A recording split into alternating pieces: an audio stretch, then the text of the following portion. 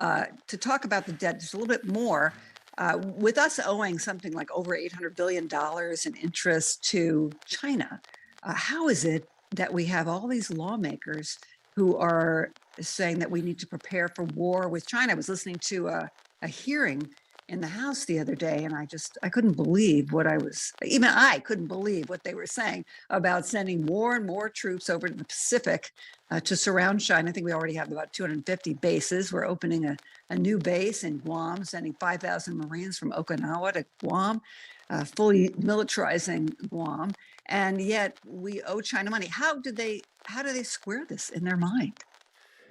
Well, I can tell you I've been engaged in international economics at the professional level for 43 years, and you add some student years in that.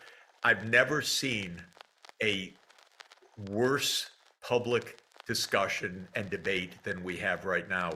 It's almost mindless. It's also filled with lies and many other things, but this warmongering against China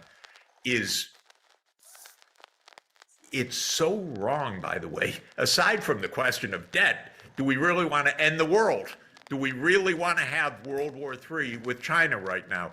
These congressmen need to get a life, get out of their handouts and hands out to the military industrial funders and the other lobbyists, and go learn something.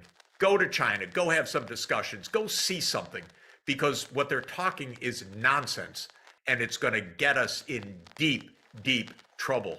So when it comes to the question of the drumbeats of war with China, much more than the debt issue and the economy issue, I'm worried about the survival issue.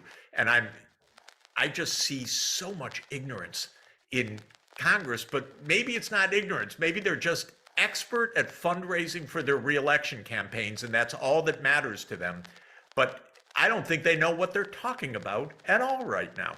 Well, I would agree with you on that. I think many of us at Code Pink would agree with you. And there are some of us who believe that this war in Ukraine is really a prelude to what people like Victoria Nuland, number 3 in the State Department, who was there in the Maidan Square in 2014, encouraging the coup and engineered the transition government, want to see, which is the next war with China. God forbid, right? We know that would be an absolute disaster. Overseas, a lot of people call this the Nuland administration, not the Biden administration, because Nuland has been there. She was Cheney's advisor. She was the Bush ambassador to NATO when the NATO enlargement to Ukraine and to Georgia was put. This disastrous idea that got us into this was put into the NATO agenda, by the way, over the huge objections of the Europeans at the time. She was the ambassador to NATO under the Republicans. Okay, then she stays, and then she's the point person for the U.S. role in the overthrow of the Ukraine government in February 2014 that starts this war, because people need to remember, just get on a website and look at it. Even they're admitting it. This war didn't start in 2022 with Russia's invasion. This war started in 2014 with the violent overthrow of the Ukraine government. And go listen to Nuland on tape several weeks before the overthrow, talking about who the next government would be in Ukraine. She's already plotting this with the U.S. ambassador to Ukraine, Jeffrey Piot, on a phone call that was intercepted. It's unbelievable. She was then Assistant Secretary of State for European Affairs. Now she's Undersecretary of State for Political Affairs. So she's that deep state, the one that transcends the political parties, that shows this is not Democrats and Republicans. This goes back to Cheney, to Bush. This goes to Obama administration. This goes right up to Biden. Come on. What is this? And we've known all along. Our own diplomats, William Burns, who in 2008 was the U.S. ambassador to Russia, cabled home, and people can find it online because it was covered by WikiLeaks. They can find William Burns' email cable that says, my God, if we push NATO enlargement, this is absolutely a Russian red line. And the Russians have explained, don't do this, why this is so dangerous. And Newland, okay, close your eyes, just go ahead, everything will be fine. And not everything's fine. Now we're in the middle of one war and at risk of another war, and nothing is fine. Nothing is fine. I want to ask you back at the debt, on the topic of the debt. There are those, Jeffrey Sachs, who say, you know what, we don't have to worry about the debt, so-called debt crisis, because our dollar is not backed by gold. We can just keep printing dollars. This is, I think, modern monetary theory. We can afford whatever we want. What would you say to them? Well, it's technically right. What you do, technically, the Treasury borrows from the open market, and then the Federal Reserve buys that debt from the bondholder, puts money into the economy, and takes the debt back onto the books of the Fed. So it's no longer owed to the public. The debt is now owed to another unit of the government.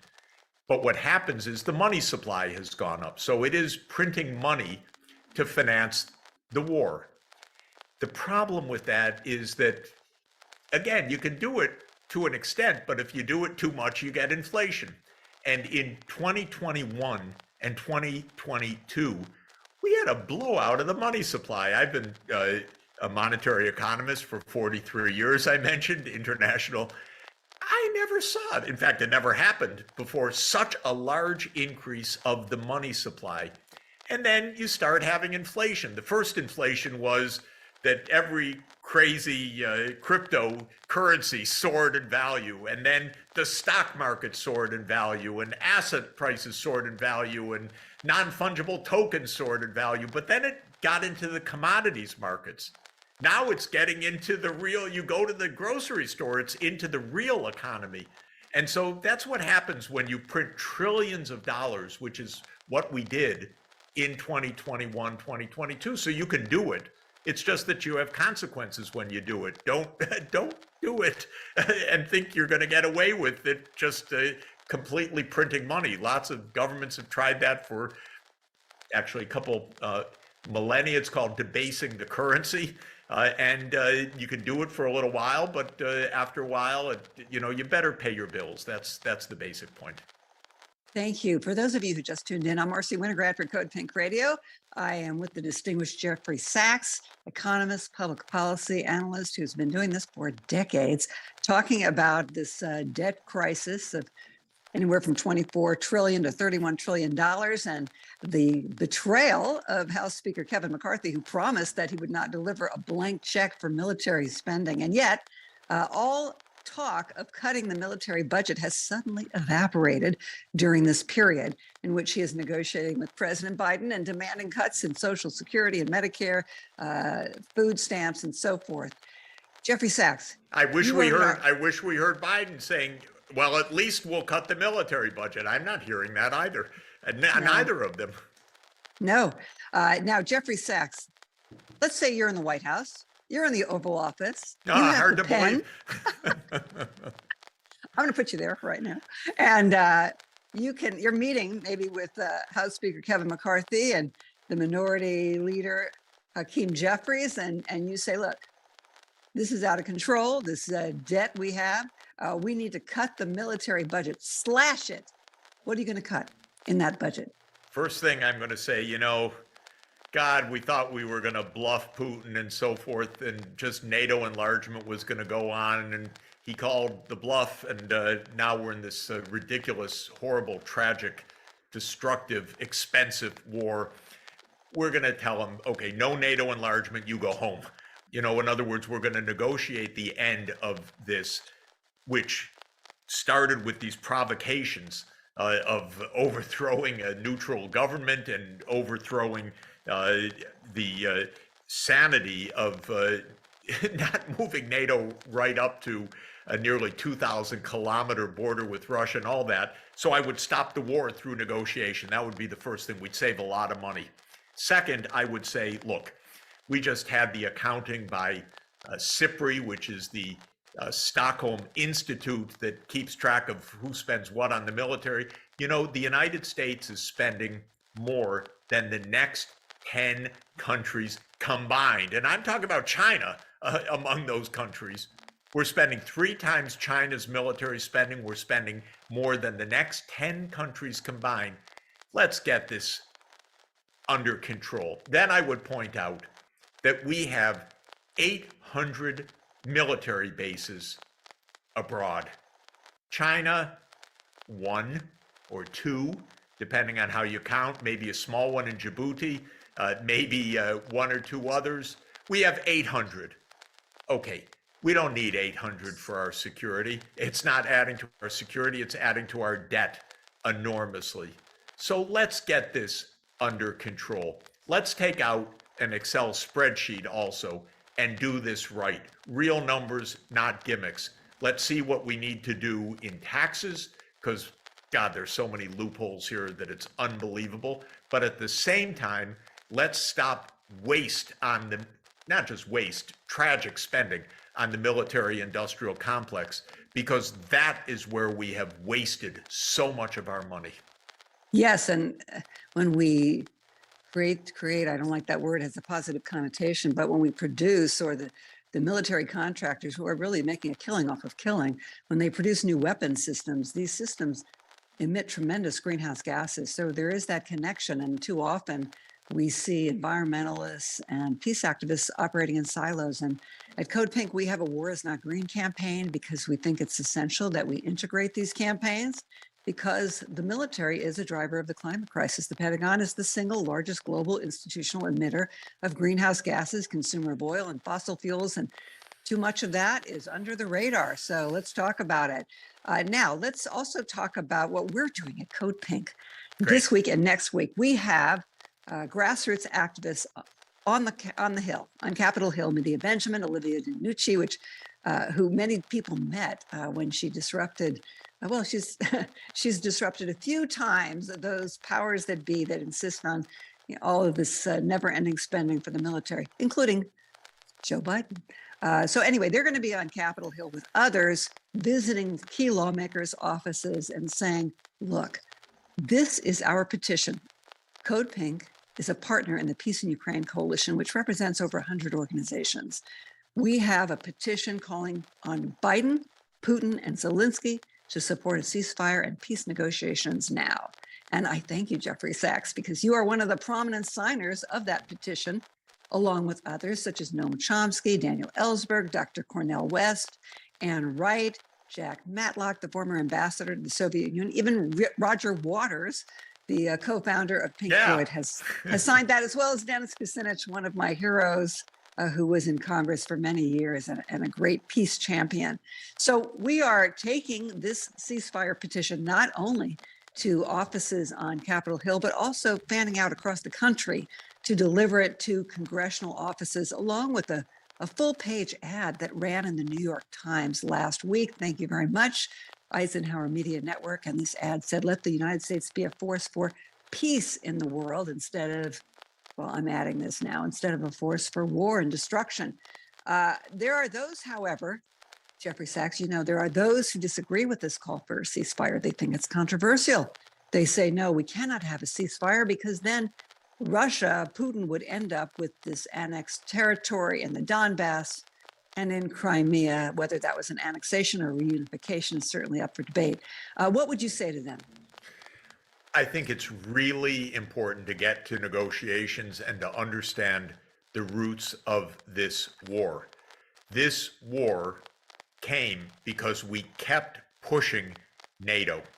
And at the end of 2021, Putin put on the table, actually, you want to avoid war, here is a draft Russia-US security treaty. And it had several points, the most important of which is stop the NATO expansion.